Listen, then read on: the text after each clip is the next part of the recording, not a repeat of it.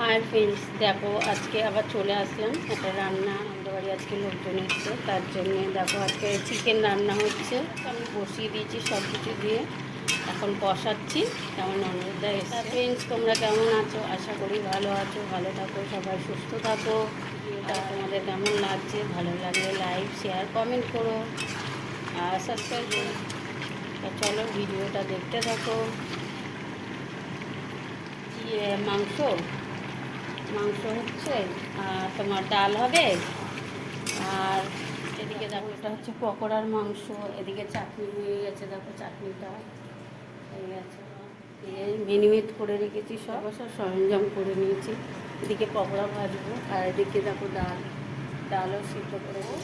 আমাদের এটা হচ্ছে রুই মাছ, এখন হবে দেখো রুই মাছ আনা হচ্ছে। দেখতে পাচ্ছ, ভাজা হবে।